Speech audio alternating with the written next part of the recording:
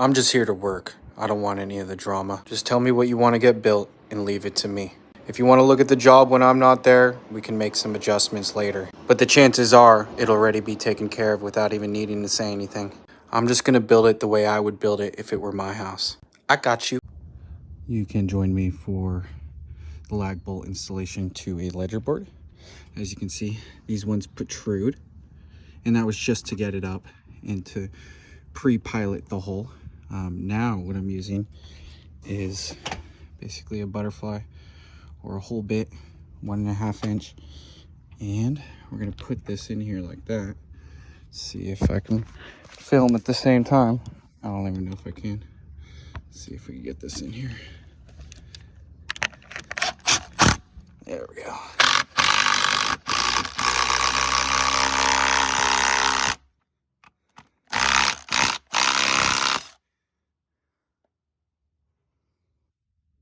Here we are, yet again, my friend, to make the mend until the end.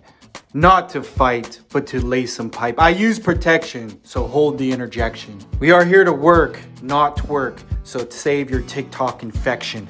We put out flames, because that's part of the game. That ain't lame, it's better than fame. We got mainline on the brain. Guess who's back? Nah, nah, nah, nah, nah, nah, nah. Okay, all right. All I'm doing is cutting off a pipe, top of a landing where the handrail connects just before the stairs go down. At some point, someone had put a pipe in there for whatever reason. I don't know. It looks like a hack job. I gotta fix it. The handrail's like, no, don't cut off my dreadlock, please. I'm like, hey, we gotta give you a haircut. You're gonna look much better, I promise. Oh, okay. I just have trust issues from the last guys that worked on it. They did a horrible job and I live with it. I see that. We'll just give you a nice trim there. Go ahead and put some preliminary product in there. Oh, thank you so much. I feel lighter already. Well, I'm not done yet. Let's feather in some high PSI hydraulic Portland cement. Wow, what a difference. You just wait. I'm not even done yet styling it. Let's get this apron back on you. Lather up some gel. And then we're going to work it, baby. Work it. Here's a mirror. What do you think? Wow, what a difference. The classic washing machine angle stop installation. The ultimate test of plumbing ability. And with 32 units waiting for us to finish, the pressure is on. But with our trusty valve we named Chromie and our sheer determination, we shall conquer this chore. But if all else fails, there's a laundromat down the street.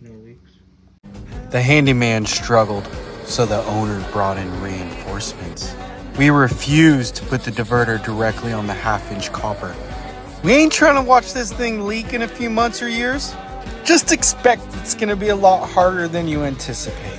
Expect you're gonna have to adjust the length, you're gonna have to do some soldering, and the drain's gonna be clogged, so before you can even test it, you're gonna have to unclog the drain.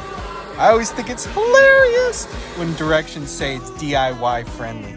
Truth be told, it's the DIY modifications that cause most of the problems.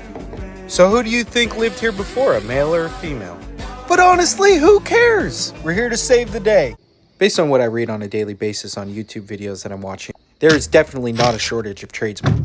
Or tradeswomen, excuse me, 2022. There seems to be a lot of perfectionists here. Why are you putting that tape on up to down? It's supposed to be down to up. Sorry, bro, I'm busy. I'm about to release.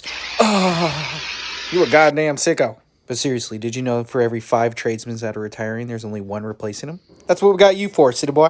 As a tradesperson, you definitely want to do charity work. How else are you going to hook them? It's not the bait you use, it's how you wiggle the worm. But seriously, I like this dude. I gave him a good deal. It had this veneer face that was cracking and delaminating. Not only did I use wood filler, I used caulking too. Do this and expect some cracks in the future, or replace the door with $2,500 solid oak glass door. Next, we play with the mask Jim Carrey style. Here's one for you. You see all that bleeding? That's because I kills. Primer, that is. Learn from my mistakes and wait for it to completely dry so it doesn't bleed through your top coat. Someone commented yesterday on my post that all tradesmen are crooks. To that I say, bro, if I can't make a good living doing this stuff, I'll do something else. I'll tell you what. It ain't easy being sleazy, but it is easy being cheesy. And once you make the work a breezy, you'll make so much money it'll make you queasy. But carrying in this door, I was a little wheezy. Turned out good, right?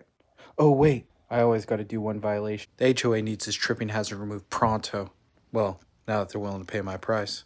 To avoid silicosis, I wet it down and wear my mask before I cut it. I score it so when I take the sledgehammer, it breaks on my control line. Next, I do my hillbilly Thor action, break it down into manageable pieces. Little single hand flop kick, pow!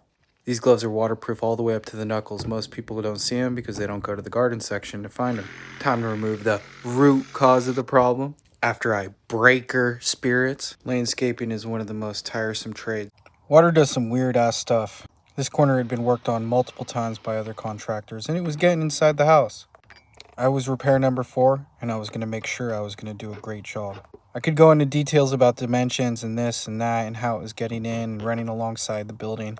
Bottom line is it was making its way inside. Water does some magical things, and it just wasn't working out for the old design.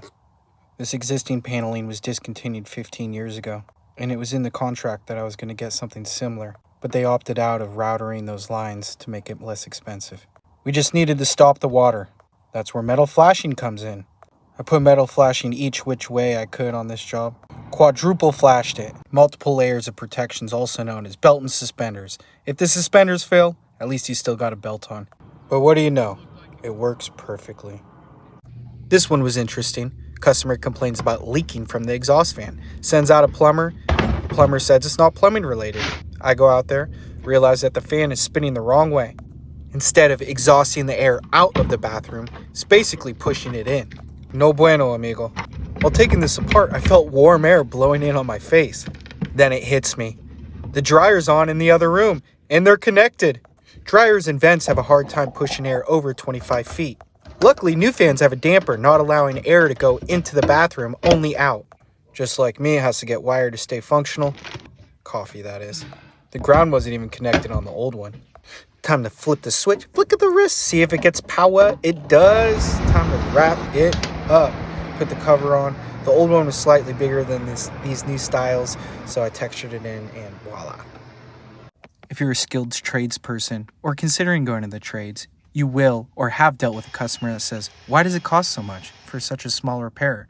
It looks pretty easy." I would think to myself, okay then, do it. Then they'll realize the knowledge and the tools, just the materials, are going to cost more than what I charge for the repair.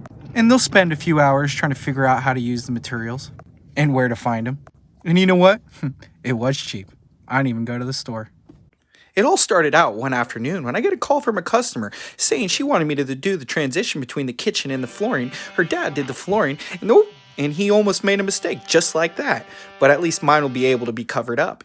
And she was worried about the transition between the flooring. So I said, okay, no problem, I'll give it a go. And I saw this guy on YouTube, he talked really fast, and he made his own YouTube videos, and he fixed carpets. His name might even be a combination between the two. I said, how hard can it be? He talks real fast, quick voiceover, no problem. So I decided to give it a go. Turns out, this is like my 15th attempt in doing my voiceover. It's a lot harder than it looks. Much respect to him. Bottom line, it doesn't really matter what it sounds like as long as you get the job done right. That's the most important part.